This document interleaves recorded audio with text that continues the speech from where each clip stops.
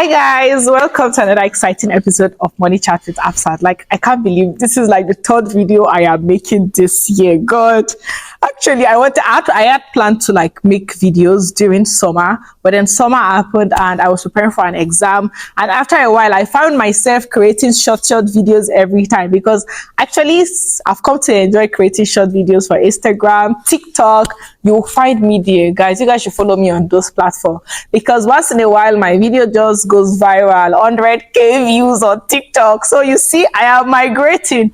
But anyway, regardless, I enjoy shooting long videos because it allows me to gist and rant and chat with you guys.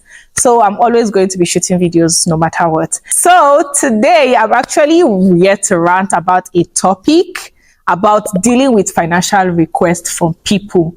Like random people especially. So I'm here to rant with a friend about that because one thing I noticed was since I started talking about personal finance, people come to my DM asking me for money. And I'm like, it's financial advice I can give you, it's tip I can give you, strategy, like create a budget with you. Those are the things that I can do. But then one day I was chatting with a friend and then I realized that this is something other people are facing. Like regardless, whether you're talking about money or you're not talking about money, people will come to your DM and ask you for money. So today I am going to rant about that because it's been annoying me. Guys, so I have with me here one of my friends here on the campus. So please introduce yourself. Okay, my name is Rasheed I'm an electrical and electronics engineer and I'm studying here in Morocco. Yeah, so we're on the same campus. Actually, we've wanted to do this video before now, honestly, but we didn't really have a chance. But thankfully today we are doing that. So like I said, we're going to be ranting today about dealing with financial requests from people. And a little backstory to this was there was a day I sent him a message and he didn't respond to me on time. Like there was no blue tick, so I thought the message didn't like sent to him. Then so I was like why didn't you answer my message and all of that? I wanted to know why he didn't put his sticker on, and we just started gisting, and that was when it led to him telling me that okay, he hid it so that people will not know he's online, because whenever they see he's online he gets requests from people. So like this is so annoying because I actually thought it was something that was applicable to maybe me because I talk about money, but then from that conversation I got to realize that a lot of people are definitely going through this. Random people going to their DM asking them for money. So I have some questions that I'm going to ask you. Okay. And then the first question here is, how often do you receive requests for financial help from people? Okay, so prior to that particular conversation she was referring to, it was quite like consistent. It was I think the day I decided to put it off, I was so angry because like that week I think like 4 people asked you for yeah, throughout the week, like at different times. I was angry. I sent it. Yeah, yes. All of them, I sent it. But I was like, I was very angry. So I spoke to one of my friends. So the guy was like, you have to switch it off. You guys need to keep on coming. And if you read the message and you do not reply, it will feel, he read my message and he did not respond to me. So, and I'm not somebody that ignores messages. So even if I'm unable to check a message immediately before I sleep, I try to read all my chats and respond accordingly. Yes. So, but since that day that I've switched it off, like it reduced. Yeah, because I'm also somebody that does not really say no to people that much. Yeah. Because I'm a kind boy now. There are a lot of people that say that they don't know how to say no. But I've learned. Yeah. You will learn that. You will learn that. I've learned how to say no. So let's say now, not that frequent. Let's say 2 in a month. Yeah, in a whole month. Is it like a particular way that they perceive you that is making them wanting to meet you? Because I'm nice now. Because you are nice. Imagine.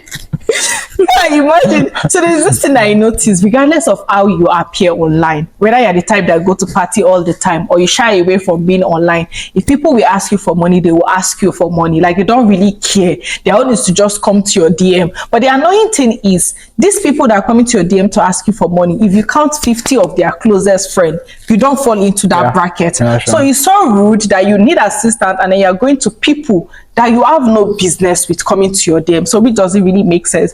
So this brings me to my next question. Like, do you handle requests differently if it's like from a friend or if it's from a random person? Yeah, definitely. A friend is a friend. Yeah. A friend is a friend. Yeah, a friend is a friend. So if the request is coming from a friend, then yeah, I handle it differently.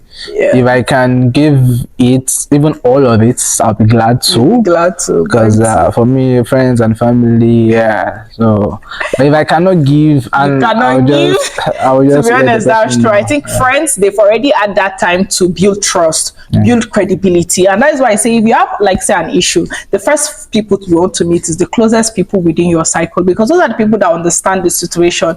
They know what you are going through. So this brings me to the next question. Is there like a ridiculous money request you've ever received? Like, let me give an example. There was one time that somebody just called me randomly. I was like, Afsa, please send me 2K. I want to pay for transport. And when I looked, like, this is not somebody I'm close with. Me and I don't really talk. In fact, in the last, let's say, 6 months, I've not spoken to this person. But she sounded very needy, and I sent the money to her. But believe you me, even on WhatsApp, no acknowledgement, nothing. At some point, I was thinking maybe the random person that picked their phone and use it to call me and stuff like that. So at times, people you don't expect to ask you for money like 1,000.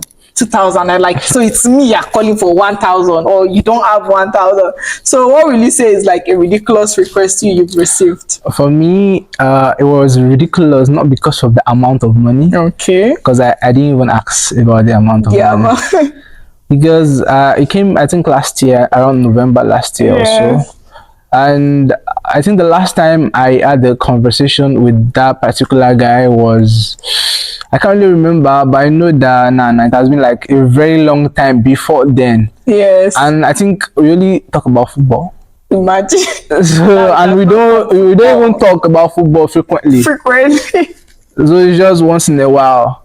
And he just, and what made it ridiculous for me, it was because he said that I'm his last hope. Oh, you should see. I was shocked. Like, how can I be the last hope of somebody that we've not spoken for more than 3-4 months? And it's not like we are close. So I was like, no, bro, I don't have any. I didn't even ask the amount. I was like, no. I was like, I'm his last hope. No. It's just a way to show how desperate you get the money. So is there like a particular way a random person can still ask you for money and you might consider it? Yeah. You know, we are social human beings. We are humans. Yes. So if you ask me and you are kind and you are very polite, and maybe what you want to use the money for, okay, the person told you, looks like genuine, and if there is that money now, the thing is, even if somebody randomly, like, emphasis on somebody that is not close to me, asks me for money, even if the person says borrow, in my head, I know that it's not borrow. Yeah, that's the way I see it. So I only give the person what I feel like, if I give you, would not like affect me in like any way at all. I get it. So if the person is polite and all of that, it increases the chances of me giving the person. But if the money no day, it didn't day. But I think for me, first of all, what I'll look at is maybe, even if it's, let's say, person I'm not close with, I want to see that, okay, am I borrowing you money? What's like the repayment plan? Why am I borrowing? What's the purpose for? Because at times when I give somebody money, they use it to go and buy a shoebi. When you not use your money to buy a shoebi, I don't know if you get my point. So at times it's not just about you're making a request and it's genuine. Because something I've also noticed is the reason why people shy away from asking their close cycle is they don't want them to know that they're having a financial situation. And this is why you should get your shit in order in the first place.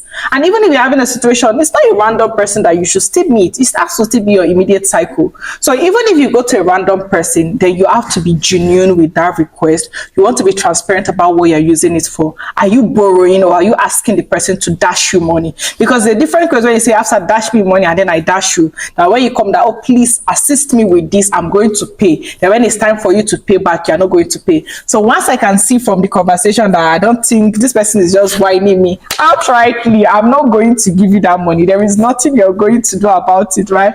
So it's wrong for you to just go to somebody else's DM that is not your friend, that is not your close acquaintance, and asking them for money. You're not entitled to that money. In fact, let me just see, there was one day I woke up and a lady was sending me a message that she needed to pay some hospital bill. And I sat down, I first looked at this thing. This was somebody that I knew in school. She was my senior. We don't chat. We don't talk. Even my post, I'm not sure she has liked any post. And of all people, you come to, like, you look at me from head to toe and you think it's asset to have money kept somewhere for you. I don't know why people act this way at times. Like, I'm not the person, even if it is a real situation, I don't feel like I am emotionally connected enough to you to say, I will give you that money. Because to me, I'd rather carry that, send the money to my brother, because I know my brother doesn't have money right now, than for you. So no matter how genuine it is, I don't feel like it's a random person that you should be expressing that situation with. Don't call somebody you've not talked to in 6 months to please come and settle bill for you, or come and, it doesn't really make sense to me, right? So right now, like, apart from the fact that maybe you don't read their message, how do you like balance expectations of people? Like, I know there are some people that probably maybe that's not the first time they've asked you for money. So did you like cut them off, put them in their place, or how do you like deal with stuff like that? Because the thing is, they keep on coming because you keep on giving. Exactly, there is that one too. That's the thing. So if you've disappointed like 2-3 times, and they'll be like, this guy is not sure anymore. This guy is not sure anymore. And they'll stop asking you. Because I've learned how to say no. Yeah, so it has made it reduce drastically. Because if I've said no to you like 5 times, the 6th time you will not come again before you ask me. In fact, a lot of people have told me that after I don't know how to say no, and I look at them, I say, who is working for you? 30 days, you go to work and come back, you don't know how to say no. Now I say, okay, put yourself in a situation. Do you want a situation where by month end you don't have money and you start begging for money from people? No, you don't want to be that person. So if you don't want to be that person, then you need to, like, for instance, work with a budget. Have a limit to what you will give. If anybody asks me, I have provision of 10,000. If it has finished, it has finished. You must learn how to say no, because if you don't learn how to say no, chances are that you can fall into that situation. And now those people, they are not financially capable to help you. Because if they are in the first place, they will not be coming to your DM every month. So you can't say, oh, you are sowing a seed. It's not a seed, though. It's not a seed. They don't have. They are asking you and 10 other people for money. So if you're having a situation, they are not the person that will come to your rescue. So if you don't want your own to be open in public, you have to work like within a budget. So like, do you work with, let's say, like a giving budget? Definitely. It's about giving. For me, there are some people that are okay. I know they would, like, it's not like, not even before they ask. But for me, I would just be like, okay, maybe my younger ones particularly. Yes. My younger ones particularly, I would just give them before they ask. Like, once I have it and I see, okay, I can give, I'll just give them. So once I give them, they know that, okay, that's what he has given us. So like, they work with it. Do you have like an advice for any people that feel like obligated to help everybody? Like, you can't. We've spoken about that's that, the thing. You can't. Yeah, you can't. The thing is, that's just the bitter truth. You cannot help everybody. Just do what you can, and make sure you keep track and take care of look out for yourself too. Honestly. Because a lot of us, we forget ourselves and we look out for people, and at the end of the day, we fall into the same kind of situation. Yes. And if you go back to those people, you can't. They would tell you that they know that you could not say to them then. Yeah. They would not say it to Confidently. you. So it will now be like, the world is against you. But nah, that's just it. So you cannot help everybody. That's true. Yeah. For me to understand that, it's like, it took time. Yeah. My other sister, like, we had a very candid conversation, and she was like, look, guy, yeah, I know you're nice, you're kind and all of that, but you are trying to save a lot of people from drowning. So what if you drown? That's it. So who will save you? Exactly. And them? Exactly. Who will save you and them? See, life goes on. They will move on in sample. They will not remember you.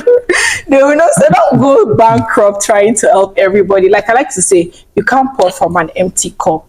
it's better for you to get better with your finances, have more before you can even handle some other responsibilities, right? So you trying to give this person, give that person, give that. At the end of the day, you start giving. This is why you see you start getting frustrated about your workplace, because it's work that first take the last blows. You feel like they are not paying you, they are undervaluing you. It's because you feel like your expenses is too much, and it's because you are overdoing money that you're supposed to be reinvesting in yourself. You are giving people that are probably just spending it on like anyhow. And that's part of the reason why I'm putting this out there, because you might be that person that is always asking for money. You need to put your shit together. You need to learn how to live within your mean, because most of us too are trying to live within our mean. We are trying to not be a burden to you. We are trying to sort ourselves together, put our finances in order, and then you come feeling so entitled, trying to at times use some emotional blackmail or even talk to you anyhow. I've gotten some kind of feedback. So I remember one time people used to say that I'm stingy. In fact, even some close people called me stingy, and I'm like, stingy? I don't even have a bag. I did not even buy shoes. You're telling me stingy? What did I use the money for? So stuff like that. They're not trying to like blackmail you emotionally and stuff. Call it work. It cannot work. You cannot shame the shameless, because I'm not going to come later and start telling you, come and give me money or whatever. And even if you help people, work within a budget. Also have your own emergency fund. Know that worst case scenario, you have something to fall back on, because those people in the first place, they are not capable enough to help you. All right, so there's like something else I want us to discuss, somehow related to this topic, because of recent, I've been seeing some messages like online. You see people posting, come and give them money to pay for admission fee, or to travel abroad for scholarship and stuff, like personal requests, not something related to, let's say, maybe medical bill or helping people, victims of flooding or stuff like that. I see stuff like that, and to me, I have like a personal reservation with that, because for instance, some people have tagged me to that. Now I'm going to say my own take and then ask you for your take. So my own take, first of all, is if I see a random person asking me for money online, they want to pay something, I'm less likely to support that. Because first of all, I probably see one or two ad about people asking for maybe Ramadan food or medical bill. I think I'd rather take my money there, because you have to help yourself before people can help you. You that you are smart enough to get a fully funded scholarship, you should be smart enough to apply to other organizations that is to support stuff like that. Also, you need to start like preparing something, because I've known a lot of people that they are preparing, they want to get admission, they want to jackpot, but for 6 months, 7 months, they don't have 10,000 naira in saving. They feel like a fully funded will cover everything, and most times it will not. So personally, you have to have your own equity contribution. What are you bringing to the table? So that when the admission come, what are you going to bring to add, and go for it? If not, you are subjecting yourself to other people to come and help you, because if they don't come through for you, then chances are that you forfeit it. So you cannot like put all your eggs in one basket, be depending on people all the time. Another thing is, you don't know what the future can be tomorrow. It's about time you start having like a portfolio, an image. For instance, now you put something on like that on LinkedIn, and then people go to your profile to see, maybe there's even like progress. Maybe you are somebody that is worth investing in, and then they say that no information about you and stuff, like you're a ghost. They are less likely. I don't know. This is my own opinion, my take. I feel like people are less likely to support you that. Why? Because I've seen instances of people that have a personal brand online. They come online, ask for like a financial request, and people will come through. And I think it's those testimonies that make people to start doing that. But those people have a presence. They have what they are doing. For instance, God forbid, maybe I have a situation, I come online, I feel like I already have my audience. I have people that will understand what I'm going through and be like, oh, Afsat needs this support, I can. Because they know Afsat, they know my face, they know I've maybe one way or other come through for them. But you, for instance, you're probably not the best graduating student, no traction, no record. It's different when they say, oh, this person graduated with first class, they need help, you want to help them. But you, there's no record, there's nothing. I feel like it's less likely. You're just like putting your financial situation public. You're just telling people, come and help my life. And at some point, you're an adult, you should be able to sort some of these things by yourself. Don't subject yourself in that situation. Don't be financially dependent on people, because when they see you at a mess, that's when your village people will pray that you don't get that money. It happens. So that's my own take. My own take is try to plan in advance. If you're praying for opportunities, work for those opportunities. Start doing something. Work with a feasible timeline. For instance, you might not be able to jackpot this year, but you extend your timeline to next year so that you don't have to depend on people to sort this thing for yourself. Don't always put your financial mess like, don't subject yourself to people's help. So this is like my take on it, right? So what about you? What do you think? For me, it's kind of a little bit different. Yeah. So Yeah, because the first thing is not something I would do because I don't like my business your outside. business outside, honestly. So another thing is I feel like you said is about the testimonies because people have seen it work. So they believe that yeah, since it worked for this person, it should work for me too. Sure. But like you said, that person that you worked for, the person might have done some things homework that made it work for the person. And maybe this other person have not done that kind of homework, and it will most likely not, or there's a probability or a chance that it does not work for that other person. Yes. So, but the thing is, I do not believe that anybody looking for opportunities would be like, I don't want to use the word irresponsible. Yes. Because I don't think the person would like to now be so bad that the person would not have 10K. Thank you. No.